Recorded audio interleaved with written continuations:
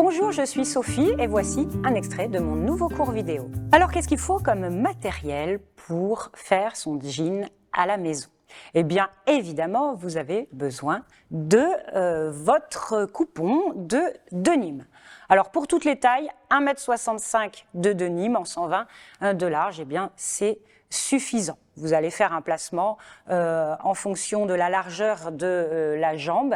Sur un jean, la plus grande largeur, c'est le dos, évidemment.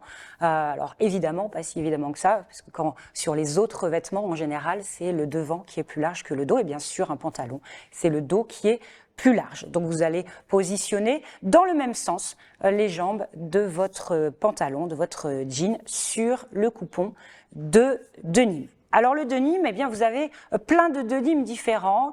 En général, il fait 10-12 oses.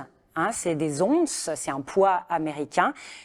C'est un bon poids pour un jean un petit peu, j'allais dire sérieux. Hein. En deçà de ce poids-là, eh bien vous avez des jeans très mous. C'est tout à fait possible de faire un pantalon 5 poches avec ces matières-là, mais pour avoir un vrai beau jean, eh bien il faut aller dans au-delà du 10 oses.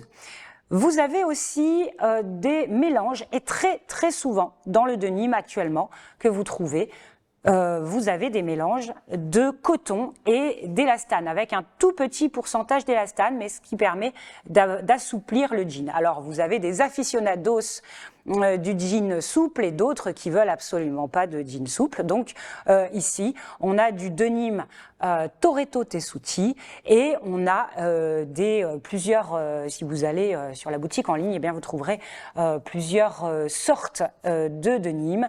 Un plus souple et un beaucoup plus brut. Voilà. Vous avez des jeans très bruts qui ne se montent pas sur une machine familiale. Au-delà de 12, vous allez avoir des difficultés pour monter votre jean. Donc, ne vous en faites pas, vous faites des essais et vous allez très bien y arriver. En tout cas, dans le jean que vous avez à disposition, dans le denim que vous avez à disposition, vous allez tout à fait pouvoir le passer sous la machine. Alors le denim, hein, je vais passer un peu dessus, mais c'est une toile qui a une particularité, c'est qu'elle a un fil, alors j'allais dire un fil de chaîne blanc ou écru et un fil de trame indigo, bleu indigo. Hein, l'indigo, c'est la teinte d'un fil sur deux dans le jean et une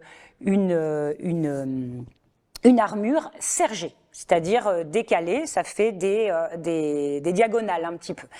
Alors, tout dépend du denim, il y a énormément de tissages différents et de fils alternés différents en fonction du tissage. Vous allez avoir des denims avec le fil de trame indigo ou le fil de chaîne indigo, etc. Donc ça, c'est très variable. C'est aussi plus ou moins indigo, plus ou moins blanc, plus ou moins crème pour un fil sur deux. Donc c'est pour ça que vous avez des textures et des colorations de jeans très différents.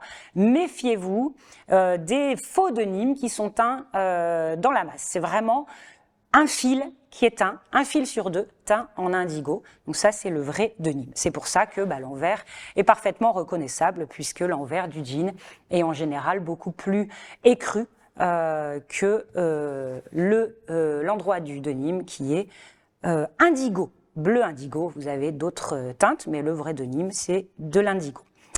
Vous avez aussi une lisière assez large ici, alors dans le denim classique, cette lisière elle va pas servir parce que elle est très large, vous pouvez très bien l'utiliser si vous voulez, mais elle n'a pas d'intérêt.